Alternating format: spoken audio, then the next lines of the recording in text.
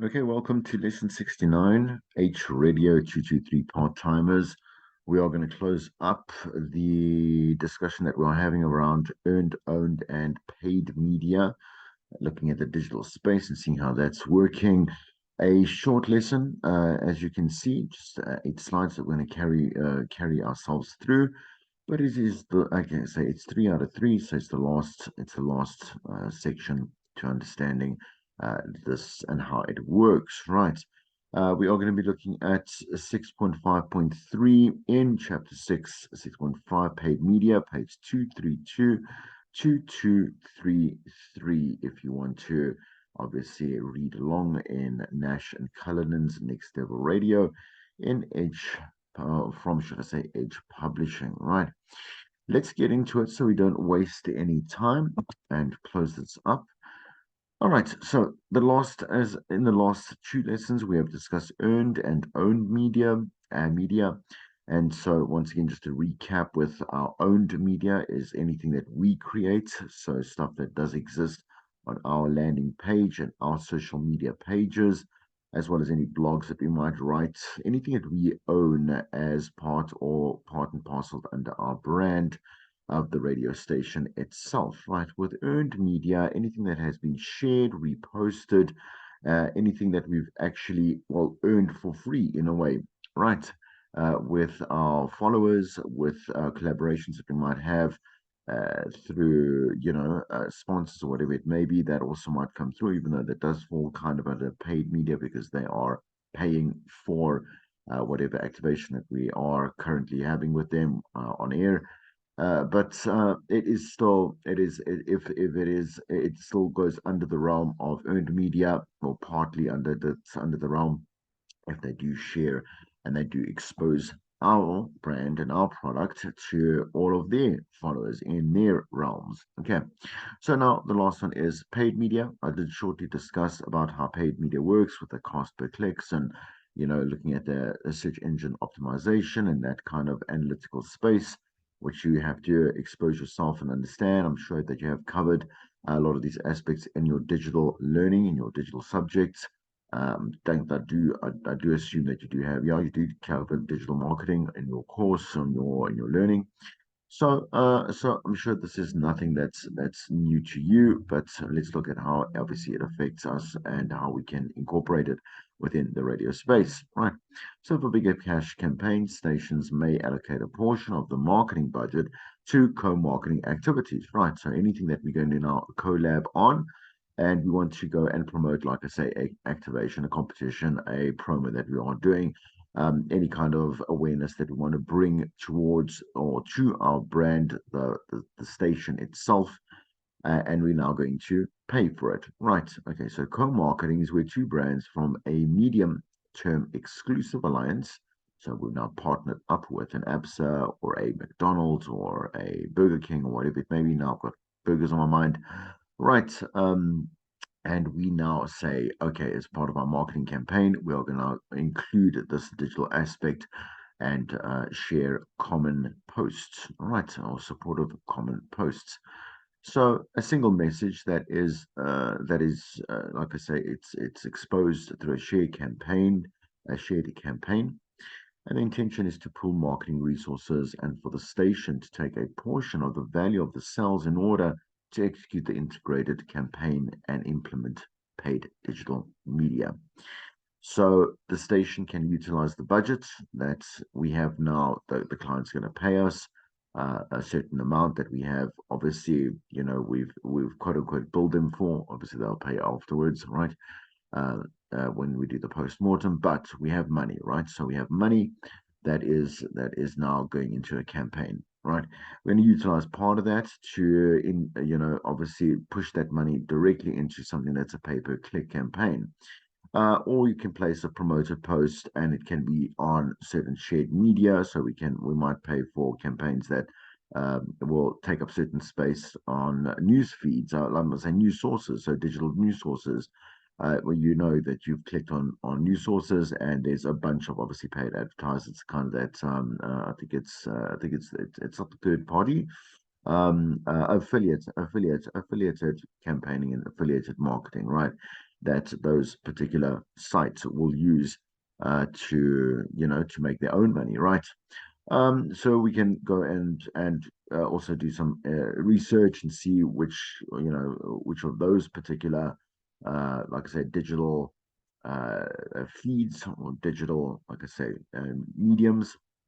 Yeah, I'm going to say news mediums because everything is kind of like it's content, right? It's content medium are going to work well in terms of exposure, right? For example, Twitter and Instagram, we can also look at those accounts there, particularly, and they can also use the budget to buy social media advertising space as per the strategy and the targets set up with the client themselves, right? As I mentioned in the previous lesson, we would want to look at being very. We will analyze that particular active campaign on a day to day, even throughout the day, to see how while we are changing the variables, and as I mentioned before, things like demographics, things like interests, things like stuff that they've clicked on before, liked, or things that they follow, stuff, types of medium that they play through. We would go and we would customize that particular demographic, then which our paid advertisement, right, our campaign will now pop up in their feeds, right? Okay, so I think that's understandable. The images on the next page, which come from your textbook, which we're going to look at in detail, offer ideas of the number of different types of digital media options a client can buy into. So this is great, just to get your mind also going in the right direction, moving in the right direction, kind of seeing where this all pans out and how it does have some kind of some affinity within our brand or also as our medium, should I say. For a radio station to sell exposure on their digital platforms, right, they will draw up a social media content plan, a digital strategy, right?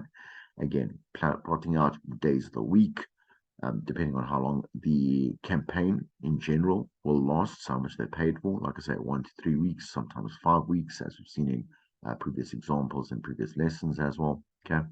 Once this is approved by the client, it can be executed as per the timing plan according to that digital calendar, right? The digital calendar will include the different types of posts on which platforms, at what times, as well with the different hashtags. Each one will have obviously a detailed digital plan for each post that is going to be created, and then we'll obviously go into the execution phase. We might create that media.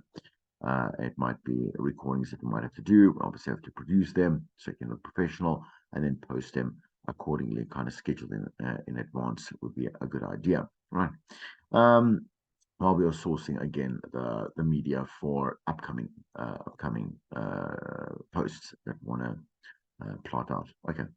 So, as per the timing plan by the social media community manager or the digital marketing representative or digital marketer, right, of that station, it could be outsourced, or it could be someone, as we now find, is hired permanently. Just one person normally per radio station is good enough. I'm going to just zoom into this first extraction here. Quick look here. Okay, here's some examples, integrated campaigns. So let's look at the different mediums. So when we do a proposal, we must to our client, we must tell them how many followers we do have, even possibilities on certain posting and engagements, the average of how many people engage, share, reshare. That's also very handy information to convince them why it is good to pay for certain posts and what they're going to get out of it, right? So, for example, if you look at the Facebook post, and you'd be surprised at the amount of money that we can actually charge for digital campaigns, right? Obviously, this is a big station, very big station. If we're going to be charging 5,000, 7,000, 4,000, 3,000, 3,500, right, for the posts, okay? This is a big station, massive reach, 330,000, excuse me, on Facebook business, right? Twitter posts 980,000 followers, 68,000 on Instagram. Instagram stories 68,000. So this might vary as well. It doesn't necessarily mean that your followers are also people that go and consume your stories, depending on what type of hashtags you are using in both situations. You'll see that people that don't follow you will come across the content that you post. Okay, and a YouTube post, it's the community size of subscribers to the channel, 4,500 plus. Right, and we then go and see the difference in the costs there. Let's look at some notes here. For Facebook, station uses paid digital media to boost posts for optimal performance. Once again, same thing over there, same thing over here. With the stories, we're looking at more graphic, something that's obviously visually appealing to the eye, provided by the client. The client will obviously share their own media from their own media departments or sales marketing departments that have developed media that we must incorporate with obviously maybe our brand, image, etc. Right? And then we go include that. Let's say there is an influencer brand ambassador factor from a DJ that is maybe hosting that particular activation on the show. We'll obviously make sure that we have that DJ also executing and posting those particular content pieces, posts, right? No personal endorsements by the presenter, right, in terms of Instagram stories, right? But definitely we can have them here on Instagram posts, right? Okay, so the YouTube posts, again, just kind of that same kind of note. So making sure that when we are looking at, again, our meta tags and our construction of that particular post, that we make sure that we tick all the right boxes. Okay. There's in terms of just continuation of that YouTube video, like we have to look at, like if we're going to produce a professional video, and depending on obviously how long it is, whatever it may be, right? So this is like a 3 minute video. So 1 times 2 minutes, 3 minute video, 1 times 1 minute social media cut down of that particular YouTube video. That will obviously have a link, that's an embedded link that will take us to the YouTube production, right? Okay, up to about 25,000 production cost. That is a lot of money. That's a hefty amount of money, right? But again, big clients for big radio stations that do have a lot of, again, followers and subscribers, etc., will pay that, because again, the cost per click is going to be almost guaranteed, because we have a history of this type of behavior that we can, we can present and say, okay, cool, this is exactly, what you'll be getting out. There are some general terms and conditions. So let's have a look at some. Posts can be used for pre, during, and post campaign awareness. Posts can be purchased once off or in bundles at the discretion of the client. So again, terms and conditions that we'll have in a contract that will make sure that we'll include for our client. Content schedules must be discussed and confirmed with the social media community manager prior to obviously the campaign. All the artwork must be provided by the agency, client, brand, and approved by the social media manager of the station. So all copy for all the posts must be written, right? And it must be approved by the social media manager. We can obviously go hand in hand with the copy department that works with the advertisements in general. Replies, mentions, queries, and comments related to the campaign. So our own media will be dealt with by the social media community manager for as long as the campaign is on air. Once the campaign is off air, the responsibility will lie with the client, brand, or the agency that we have partnered up with. Where applicable, as outlined earlier, media will be purchased to boost posts, and the target audience will be discussed and agreed upon with the client, brand, and agency. The Power Spot digital boosts are available upon request. So again, remember what we said about Power Spots. That kind of like that extra amount that we're just gonna inject into our marketing campaign, right? Is obviously agreed upon by the client, the discretion of the station, the DJ presenter that's required. Yeah. So if we look at, let's say, some packages, we'd be able to sell, like I said to you before, for example, like an XFM, right? So 270,000 hits per month, okay? 2 Facebook posts, 2 tweets, 1 Instagram post, 1 Instagram story at 75,000 Rand. It's insane. Okay. Again, so the station uses paid digital media to boost posts for optimal performance. We'll look at a middle shelf here, and there's going to be a continuation on the next page. We'll see. So 3 Facebook posts, 3 tweets, Instagram posts, one Instagram story, 51,000 Rand. So we just look at the next one here. You can see just a completed version. What is here? There we go. So a rack city option, 1 Facebook post, 1 tweet, 1 Instagram post. On Instagram post is 19,000, and a party pack. So events-based package only. So 1 Facebook event. It's cool. It's always nice to have an event. People can obviously enjoy live. So an event album, post awareness. That's nice as well. 3 tweets, Instagram post, pre-awareness, and Instagram story during the event. Up to 6 images. 38,000 Rand. Not a bad price for all of that.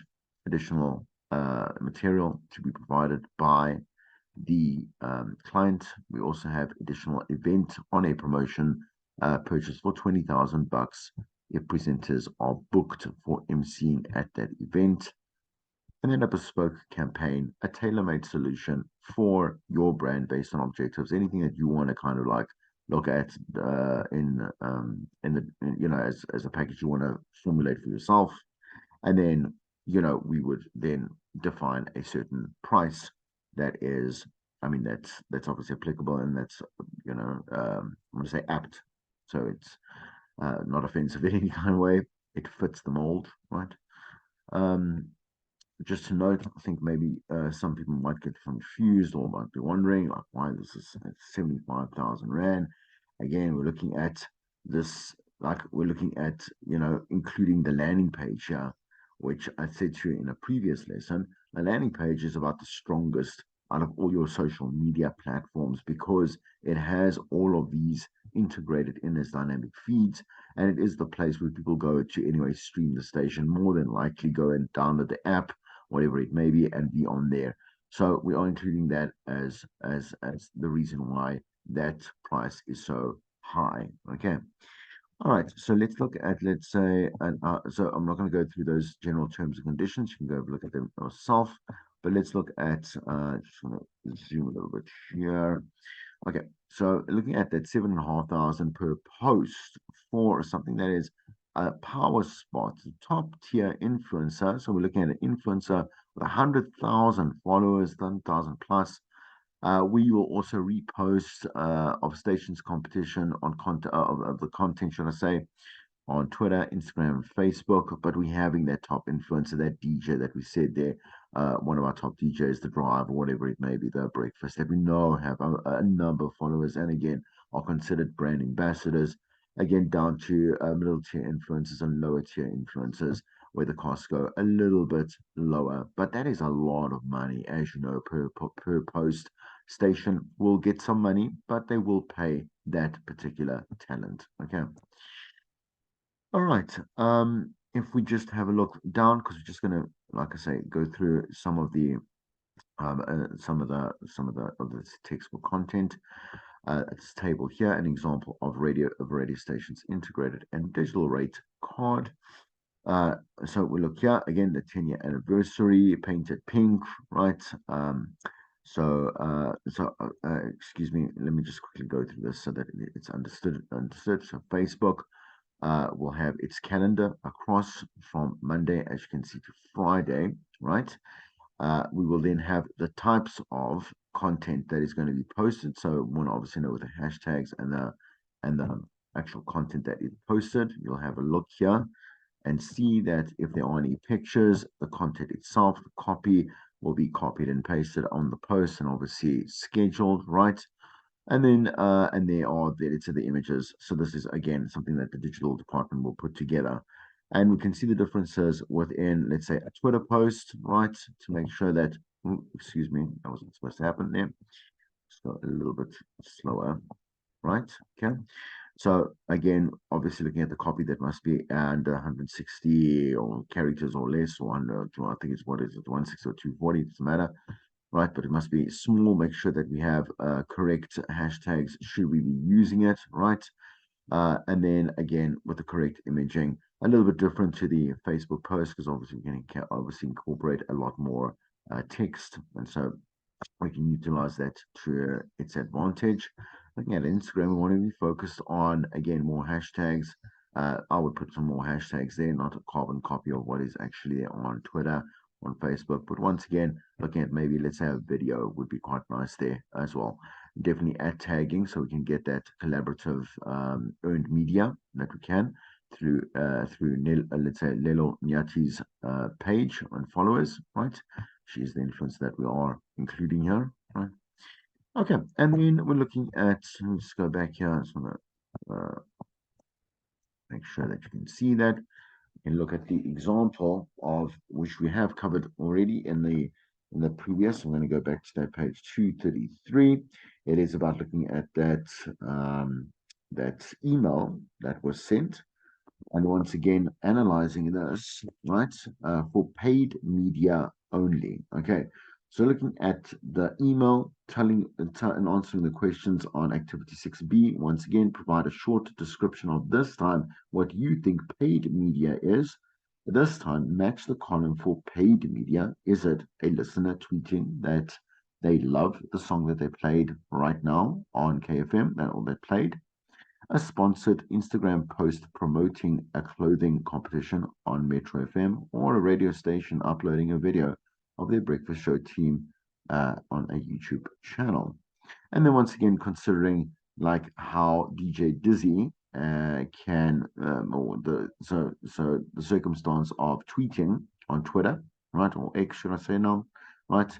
How the tweets could be regarded as, let's say, in this situation now, paid media. Okay, so in what type of, you try and envision like a certain type of post that is collaborative for DJ Dizzy as an influencer, right?